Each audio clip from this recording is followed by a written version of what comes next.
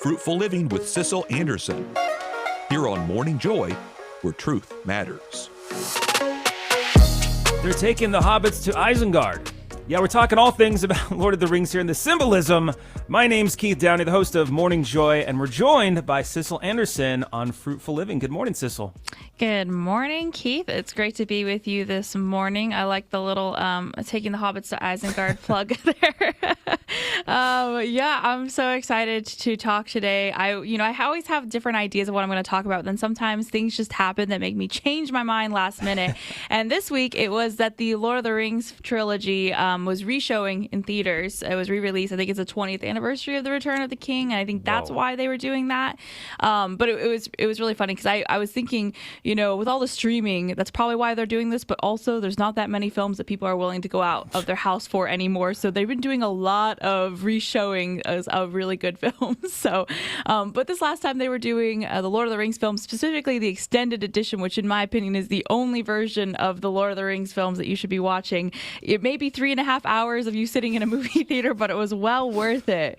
So I'm assuming, Keith, you are a fan of this series? And it's funny enough, I didn't even know that they were having this re-showing of the trilogy, but I started watching the extended edition of The Fellowship of the Ring, and I got through the first disc, Blu-ray, by the way, so that's a huge disc, and I was like, I feel like I've been sitting here for like 2 hours already.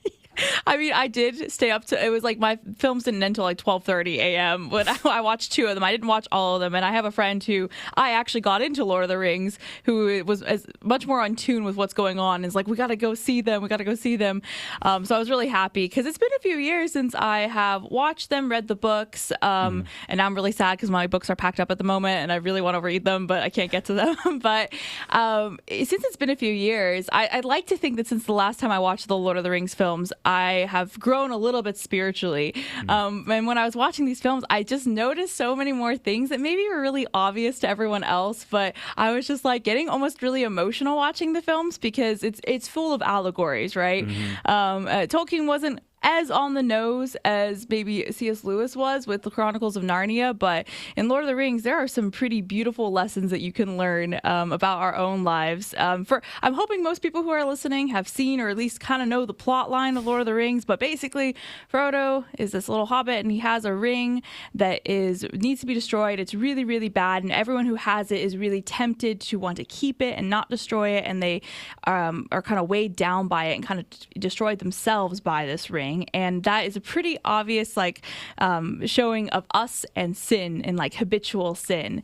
And it's really interesting because he loves it and he hates it, which is, I think we can all be like, when we think about our sins, we're like, we hate them, we don't want them, but we struggle so much to like let them go. We don't even understand a life without it. And then there's the character of Gollum, who was someone who was a lot like Frodo. He once was almost a hobbit, basically, and now he's become this twisted creature who's unrecognizable because he's been holding on to the ring and can only think about having the ring in his life, and to the point where he doesn't even really remember his original name, and it's really, really hard to even draw any of that goodness out of him. And he becomes so unchanged, which I think we can all agree that when we think about our sins, and sometimes we look back, I was watching the movie and I'm thinking, oh my goodness, man, I've changed on certain things, and how have I allowed this to happen by allowing sin to get in? And then there's like what a lot of people would consider kind of one of the heroes of the story is Samwise Gamgee, who is Frodo's friend.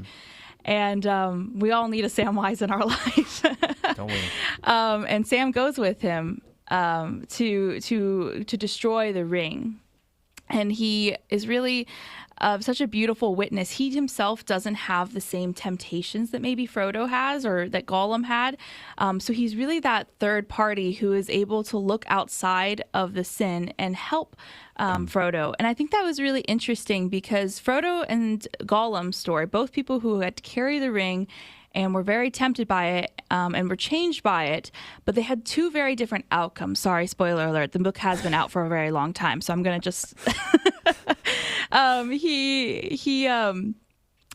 Frodo has Sam, and he has Sam constantly trying to pull him out this temptation of the ring. He knows that Frodo has to carry it, and he knows he has it, but he is always saying, like, trying to remind him who he is and who he has been and who he's going to become again after he comes, destroys the ring. And at times, like, there's a really beautiful scene where they're really close to destroying it, and Frodo can barely go on anymore, and Sam's just like, I can't carry it, but I'll carry you. And it's like, oh my gosh, he's like Jesus carrying us, and it's so beautiful.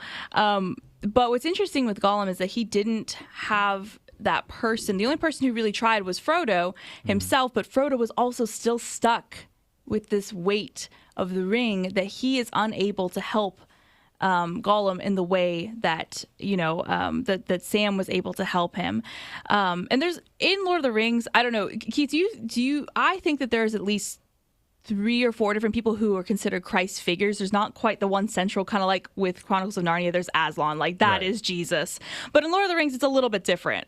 Yeah, I mean, it's kind of all over the place, like you said. Frodo, Sam, Aragorn. Like, there's so many symbolic. Gandalf. Christ-like figures, yeah. Gandalf, yeah. Oh my goodness. Yeah. Which I think is beautiful because they're all imperfect characters, so it's kind of makes sense that there's not one that's like, yes, that is 100% Jesus.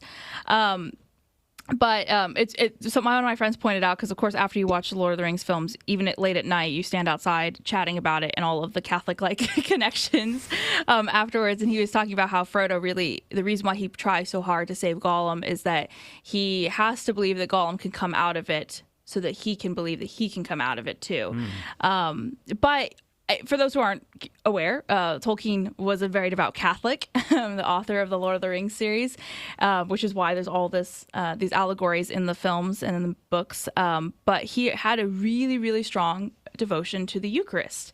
And I think there are some elements in Lord of the Rings that connect to the Eucharist. Like, there's this elven bread lembas that like one bite will like sustain you for a whole day, and you're kind of like, oh my gosh, it's the Eucharist, it's sustaining us. That's awesome. But I mean, the hobbits, they eat a lot, so they did eat more of that, which maybe they needed that. They needed more of the Eucharist.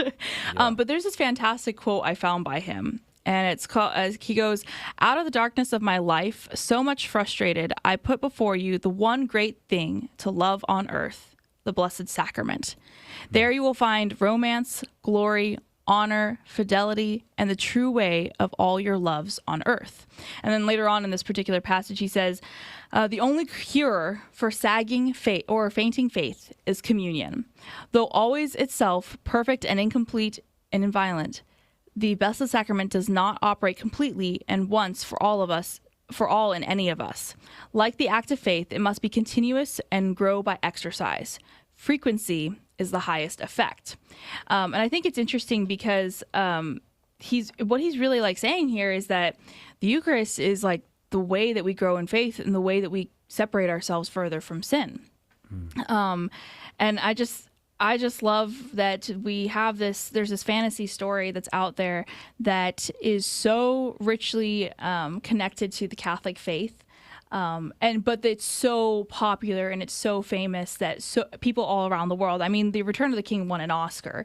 It is so out there. And I just wonder, people who are not Catholic, when they watch this film, I'm like, are they hit the same way we are, Keith? I was thinking, yeah, are they? I don't know. Like, anytime I watch it, especially The Return of the King, it's an emotional roller coaster. That's why that's the one I didn't watch this last weekend, because I was like, I can't do this right now. I've got to watch the first two, and it's a little bit happier. Yeah. Not that it doesn't have a happy ending, but it is really, really beautiful. So I just kind of wanted to, because it's so on my mind. First off, I'd encourage everyone, if you've not read the books or you've not watched the films, please do, because I think they're really beneficial for your, you can even be very beneficial for your spiritual life. It did cause me to think about my life, and it's just really beautiful to see a lot of people are fighting for Frodo to be able to get out of that, and it just showed the importance of community, and that breaking free from habitual sin like that is not something that can be done on your own. It has to be done with the help of Jesus, and frequently with a very good friend that can be kind of an accountability, and kind of don't make the mistakes like Gollum, who didn't have anyone. The only person he had was someone who was struggling just the same, and it's kind of hard to pull one person out when you yourself are still stuck in it. And so find your Sam is basically what I was going to say. Yeah, I mean, I would, or be the Sam to somebody else. Yes, exactly. You may be that. Because, Sam didn't have that same temptation. So for him, he didn't fully understand it. There are some times very clearly you can see in the movies and books where he just didn't fully grasp the weight that Frodo was, but that was kind of good. It was better because he didn't understand it, but he just knew. He was able to stay very positive. He was very able to stay like, no, you can do this. I do believe you can get out of this, and you can walk up Mount Doom, and you can throw the ring in, and we can go on with our lives and go back to the Shire and live happy lives. So I love the Lord of the Rings series. We would, I like Tim wrote that Sam wasn't smart. He was loyal, and that's like so true. Oh, yeah. Samwise Gamgee, he was a little dim sometimes, but we loved him for that. He thought a lot about food. It's okay. Don't we all? But it's a very beautiful story, and I encourage everyone, if you haven't seen it in a minute too, just rewatch them. Yeah, I agree. Like, especially if they're still in the theater. I don't know if they're still in the theaters. I think it might be because it was so popular this weekend. I heard a rumor that they might be doing it again later this June, releasing them. Speaking of rumors, I've heard that there was a lot that was cut from the film, obviously. It's way too much, even in the extended editions. But there was even additional things. Like, I heard I don't know if this is correct, but rumors say that they filmed, like, the Scourge of the Shire. Yes, I believe they did. And they have like a tiny little clip that they see when like Frodo sees something of the future. They show a little bit of it, but they filmed a lot. And to their credit, obviously they had to cut things. And is it going to be perfect? It was still secular folks that were making these films. I would say it's still one of the best book adaptations because they were able to stay true to the source material. Not that it was verbatim, but that they were able to get the themes properly across. And everyone's always going to be mad at certain things. Like Tom Bombadil wasn't there. I mean, there's things that were cut out that everyone's going to be sad about, but always watch the extended because you'll see more. Yeah, absolutely. Wow. Thank you so much, Sissel. Love this conversation. We can find you as the producer for Back to the Father every single Friday afternoon on YouTube, and you're also the host of Young and Present in Dallas. So can't thank you enough. Great conversation about the Lord of the Rings. I could talk for hours about Tolkien and Lord of the Rings. I'm sure you could too as well. But hey, that's the end of the first hour. Now, there's a couple things that are a little bit different. If you're listening on Catholic Spirit Radio, we've got something special just for you coming right up next. However, if you're listening on the Guadalupe Radio Network, hang tight, hold tight here. Toya Hall and Dave Palmer are about to hop on here on the first hour of the Summer Share-a-thon. It's the second day. So if you hang tight, please, we have a very special message. We want to help continue Catholic Radio, so stay tuned for that. But tomorrow on Morning Joy, we're joined once again by Alan Smith on Bishop Sheen Today. But until then, hey, God bless, and make it a joyful day. We'll see you tomorrow. This has been Morning Joy, where truth matters, hosted by Keith Downey. Take some joy with you today. Visit grnonline.com/joy to listen again, share a segment, or answer the question of the day. That's grnonline.com/joy.